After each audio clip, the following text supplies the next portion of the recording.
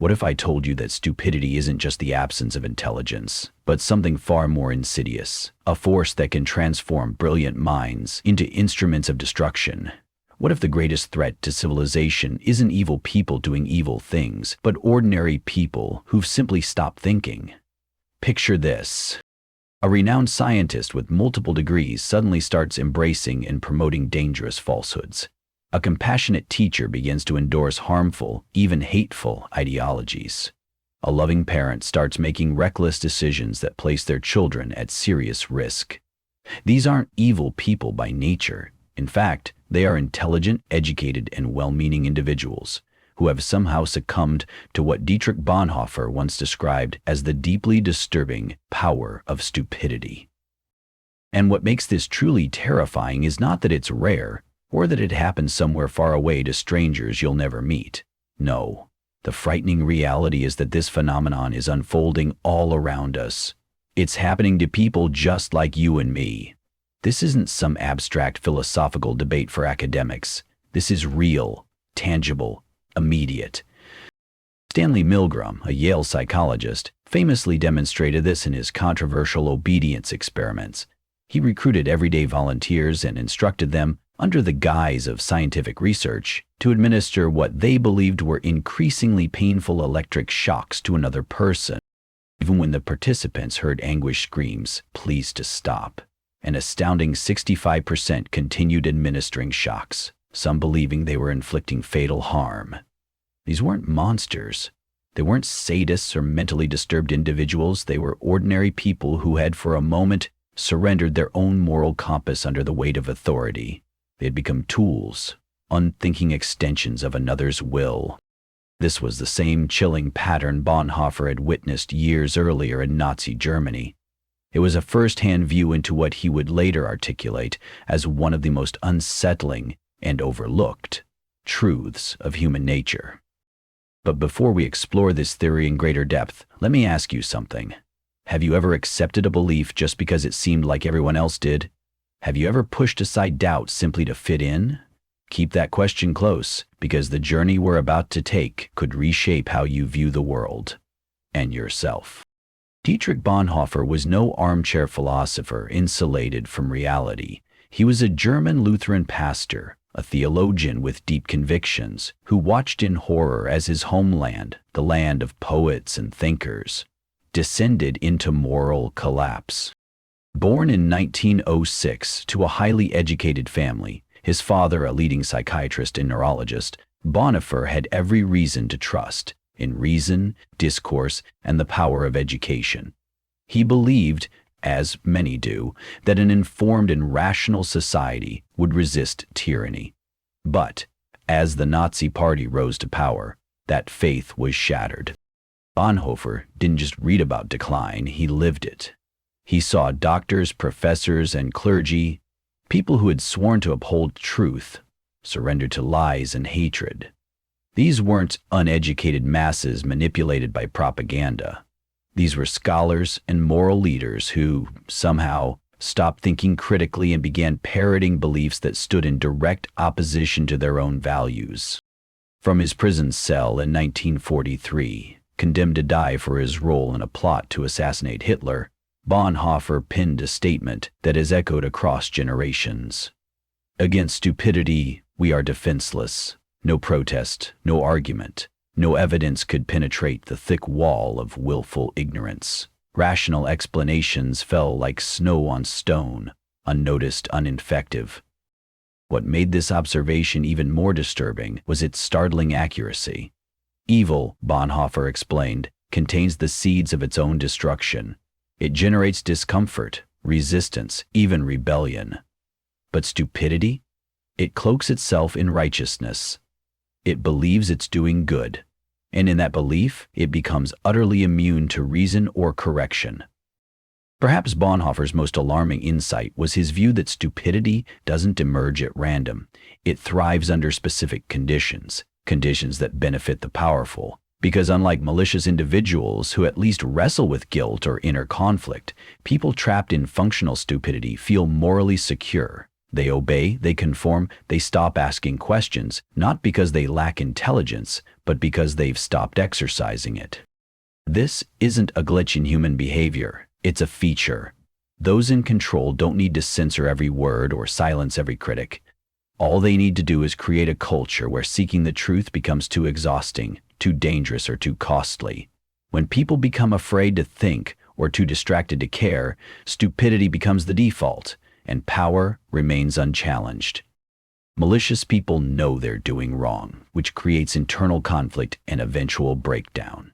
But people caught in functional stupidity believe they're doing good, making them absolutely resistant to correction. This isn't accidental. Those in power don't need to actively suppress information anymore. They just need to create conditions where processing information honestly becomes prohibitively difficult.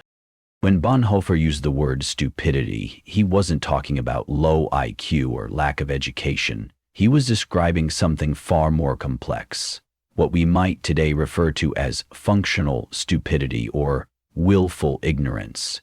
It wasn't a matter of mental capacity, but of surrendering one's ability to think critically and independently, especially under external pressure. In his letters from prison, Bonhoeffer explained it this way: the fact that the stupid person is often stubborn must not blind us to the fact that he is not independent. He went on to describe a disturbing experience. In conversation with him, one virtually feels that one is dealing not at all with him as a person, but with slogans, catchwords, and the like that have taken possession of him. What makes this observation so unnerving is its timeless truth. Bonhoeffer wasn't merely accusing individuals of being lazy or foolish. He was diagnosing a larger social disease where language, ideas, and identity are hijacked by collective forces. This is what made Bonhoeffer's theory so revolutionary.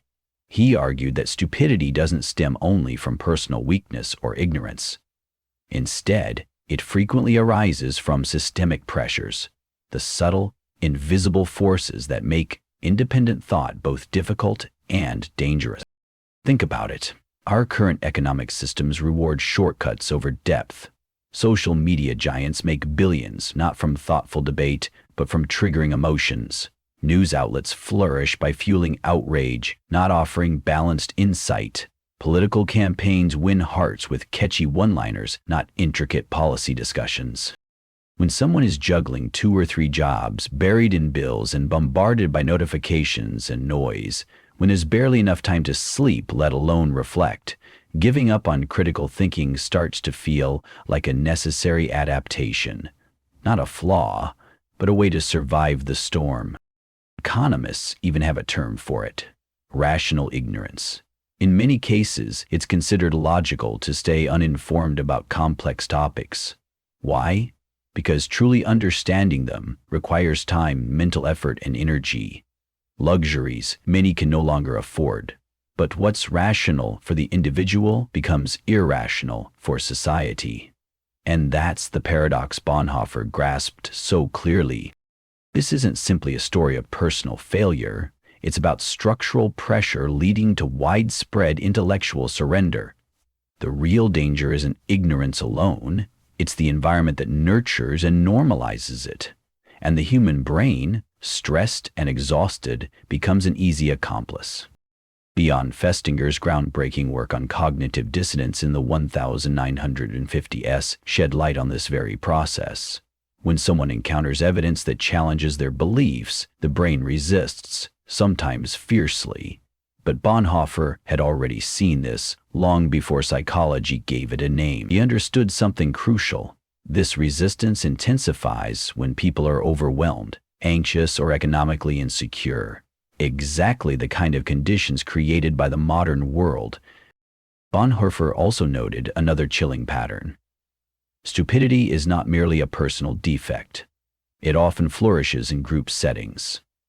As he observed in his writings, it becomes increasingly obvious that stupidity is not so much a psychological problem, but a sociological one. Perfectly intelligent, rational individuals can, and often do, abandon their independent thinking once they become absorbed into a collective mindset. They surrender not because they lack reason, but because group dynamics suppress it. This insight was not just profound, it was decades ahead of its time. In the 1999 1950s, Solomon Asch would validate this very phenomenon in his famous conformity experiments. Participants were asked to give answers to simple visual tasks.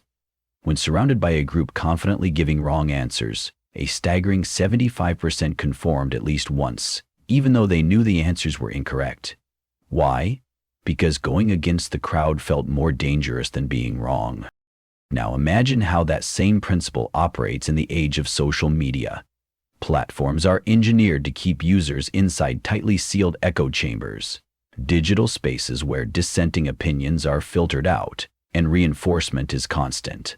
The transformation Bonhoeffer witnessed on the streets of 1930s Germany now unfolds in the glow of our screen. A 2018 study conducted by researchers at MIT uncovered a sobering fact. False information spreads 6 times faster than the truth on social platforms. But why? The answer is as psychological as it is technological, because false information often provides emotional satisfaction. It's simpler, more dramatic, and easier to process than the complicated, often uncomfortable truth. But here's the crucial insight. It's because false information often feels more emotionally satisfying than complex truths. When someone shares misinformation that confirms their worldview, they're participating in a system that rewards intellectual shortcuts over careful analysis. In that moment, without realizing it, they are not simply expressing an opinion, they are reinforcing a structure that thrives on mental complacency. The digital systems we interact with daily are engineered to recognize this behavior and double down on it. The algorithm responds instantly, feeding them more of the same content, strengthening their biases, and drawing them deeper into an echo chamber. These echo chambers function like intellectual quicksand. The more you struggle, the deeper you sink. Have you ever noticed how your social media feed seems perfectly tailored to what you already believe? As if it reads your mind and reflects your assumptions back to you? That's no coincidence. That's not an accident. It's the result of a meticulously designed system, the architecture of chosen ignorance in action. And once you're inside it, getting out requires more than just awareness. It demands deliberate, consistent resistance. This pattern isn't new. We've seen it repeat throughout history, each time cloaked in different ideologies but driven by the same psychological forces. The Salem witch trials weren't orchestrated by villains but by deeply religious community members who genuinely believed they were protecting their neighbors from evil. Similarly, the Red Scare in the 1950s wasn't a campaign of calculated cruelty. It was largely fueled by patriotic Americans who sincerely thought they were safeguarding democracy from communist threats. In each of these haunting episodes, the pattern is unmistakable. Intelligent, educated people abandoned critical thinking in favor of group consensus and emotional certainty. They replaced personal judgment with collective hysteria, and they believed they were doing the right thing. If both our neurological wiring and modern systems seem rigged against clear thinking, then how can we possibly resist? How do we reclaim our ability to think freely? Bonhoeffer offered a powerful answer. He believed that escaping stupidity requires something he called costly grace, the courage and willingness to think independently, even when it's painful, unpopular, or perceived as dangerous. But now, with modern insight, we realize the battle is even more intense than Bonhoeffer imagined. We're not just up against peer pressure or political propaganda. We are fighting against millions of years of evolutionary programming and billion-dollar algorithms optimized to exploit our every mental shortcut. It's not a fair fight, but it is one we can prepare for. On the personal level, we can develop what psychologists refer to as intellectual humility, the awareness that our knowledge is always incomplete and that we might be wrong. This doesn't mean living in constant doubt. It means embracing a mindset of curiosity over certainty. It involves actively seeking out views that challenge our own, not to punish ourselves, but to test whether our beliefs deserve our loyalty. Here are some actionable practices. Small, daily habits that serve as quiet acts of resistance against the tide of intellectual surrender. First, embrace intellectual friction. Set aside time each week to read thoughtful arguments from people you disagree with. The goal isn't necessarily to change your mind, but to strengthen your convictions by exposing them to challenge. If your beliefs can't survive scrutiny, they don't deserve to survive at all. Second, cultivate productive ignorance. When you feel absolutely certain about something, pause and ask yourself, what evidence could change my mind? If you can't name any, that's not confidence. It's a red flag. Third, slow down your sharing. Before posting an article or a claim online, take 60 seconds to verify it with a credible, independent source. That brief pause can disrupt the algorithm's cycle of manipulation. Just one thoughtful moment can prevent a ripple of misinformation. Finally, practice saying, "I don't know," when you truly don't know something. In today's world, where loud certainty often drowns out quiet wisdom, admitting the limits of your knowledge is a radical act. It's a small but powerful stance against the tide of performative confidence. Yet personal responsibility alone isn't enough. We also need structural changes. A shift in the systems that reward speed and certainty over accuracy and reflection. This includes requiring social media platforms to publicly disclose their algorithmic biases, revealing how they curate what users see and why. We need to fund comprehensive public media literacy programs, starting from a young age, so people are trained to question, verify, and analyze, not just absorb. Online platforms must be redesigned to reward intellectual humility and critical inquiry rather than tribal loyalty and outrage. And perhaps most importantly, we must recognize the economic foundations of this problem. People who are overwhelmed, overworked, and living in constant uncertainty are more vulnerable to intellectual shortcuts. That means we need economic policies that reduce stress, increase security, and give people the mental space to think clearly. Most importantly, we need economic policies that reduce the stress and uncertainty that make people vulnerable to intellectual shortcuts. When people aren't constantly worried about healthcare, housing, and employment, they have more mental bandwidth for careful thinking about complex issues. The burden of survival consumes enormous cognitive energy. When the basics of life are uncertain, reflection and critical thought take a backseat to urgency. Bonhoeffer's theory was brilliant and deeply insightful for its time. But here's what he couldn't have foreseen. This isn't only about moral surrender or social pressure anymore. Modern neuroscience reveals something even more unsettling. The threat isn't just external, it's internal. Our brains are literally wired to fall into patterns of functional stupidity. Sounds dramatic? Think about it for a moment. Bonhoeffer witnessed propaganda spreading through newspapers and radio, tools of mass influence that shape thought on a national scale. But today, we're living through something exponentially more invasive and dangerous. We've moved from Nazi propaganda to social media algorithms that know exactly which psychological buttons to push, and they do it in real time. It's no longer just about delivering messages. It's about hijacking attention, bypassing rational filters, and subtly rewiring how people interpret reality. And now, we're entering the era of AI-generated deepfakes, a technological frontier where truth itself can be fabricated with near-perfect realism. These aren't just harmless tricks. They threaten to erase the line between reality and illusion. The danger is no longer limited to propaganda from a regime. It's about an assault on the architecture of human cognition itself. Our minds, powerful as they are, evolved for survival in a world that no longer exists. We prioritize speed over accuracy, familiarity over objectivity, emotional certainty over intellectual complexity. These tendencies once helped our ancestors make split-second decisions when facing danger in the wild. But today, they make us dangerously vulnerable in a world of digital manipulation. And here's the most disturbing part. We're all vulnerable. No one, no matter how intelligent or educated, is immune.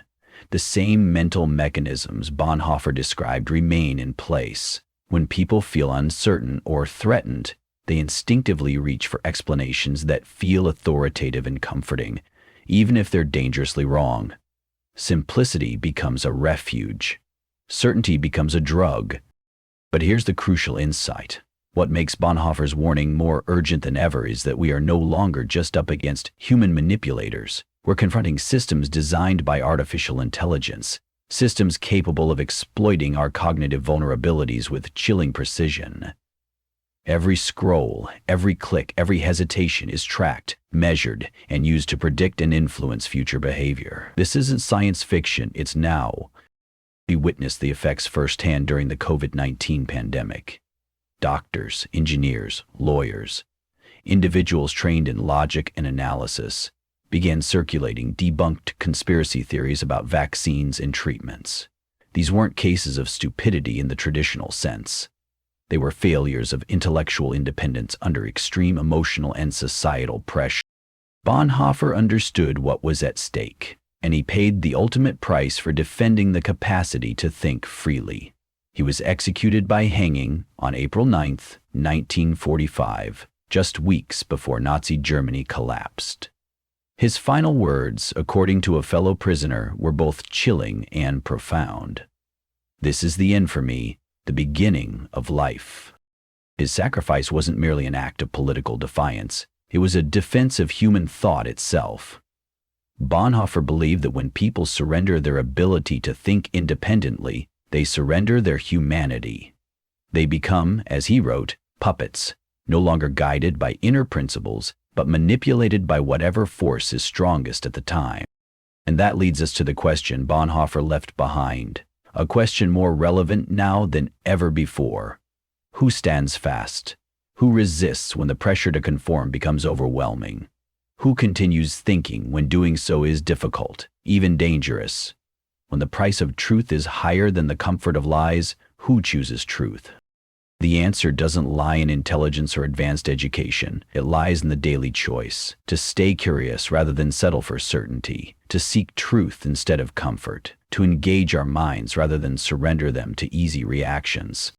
These aren't grand, heroic acts. They're small, ordinary decisions, checking a source, asking a question, admitting I don't know. But in a world where intellectual surrender has become normalized, those small acts become powerful. The tragedy is that intellectual surrender often feels like freedom. Thinking is hard. It's uncomfortable to juggle contradictory ideas, to accept uncertainty, to admit we might be wrong. It requires strength to hold complexity without collapsing into absolutism. But Bonhoeffer argued, and lived, the truth that this discomfort is the cost of staying human. In a world that profits from our thoughtlessness, choosing to think becomes a form of resistance. And that brings us to perhaps the most unsettling truth of all. We're all susceptible to functional stupidity. The moment we believe we're immune, the descent has already begun.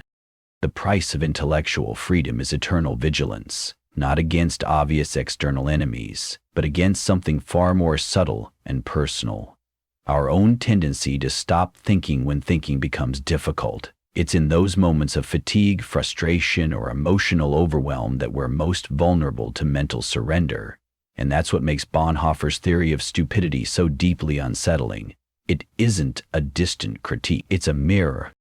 We see it everywhere around us. Intelligent people believing obviously false things. Thoughtful individuals, those with education, experience, and expertise, making catastrophically bad decisions. Well-meaning citizens, earnestly supporting policies that contradict their own values. And yet, this isn't because people are becoming less intelligent. The truth is far more disturbing. Our systems are increasingly designed to reward intellectual shortcuts, not deep thought. Fast takes, clickbait, and emotional certainty dominate our public discourse. Critical thinking is not just undervalued, it's actively punished by systems that profit from conformity, outrage, and simplicity.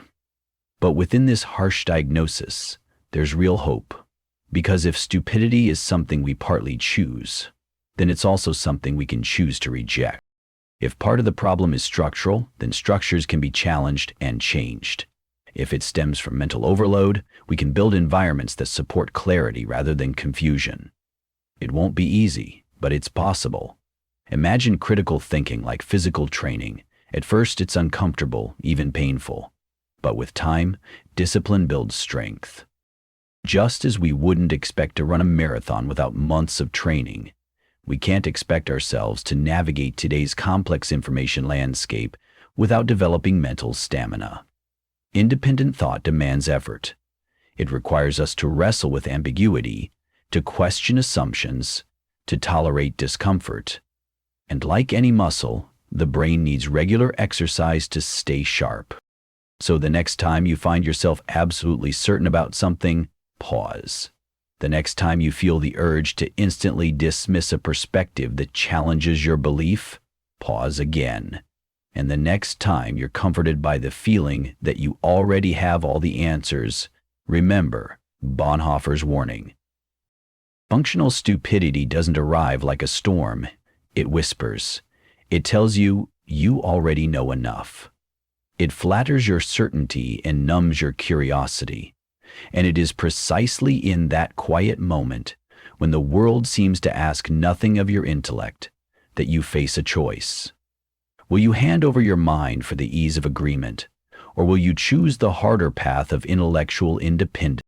Because ultimately, Bonhoeffer's question isn't whether we're smart enough to avoid stupidity. Intelligence is not the safeguard. The real question is far more demanding. Are we committed enough to keep thinking when thinking becomes inconvenient, uncomfortable, or costly?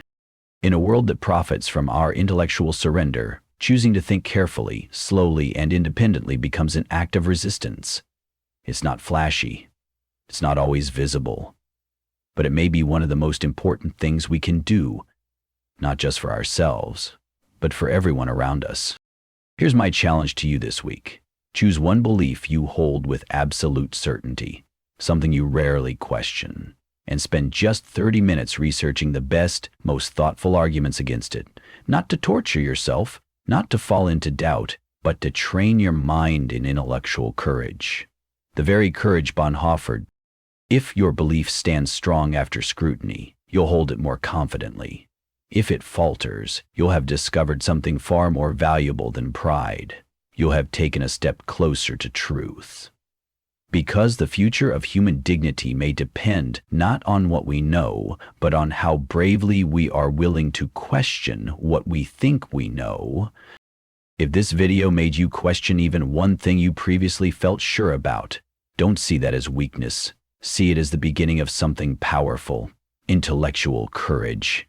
Share this message with someone unafraid of deep thought, someone willing to face the discomfort of truth. Because in a world carefully engineered to profit from our distraction, our tribalism, and our intellectual laziness, the simple act of thinking clearly might be the most radical resistance we have. And here's what I want you to remember.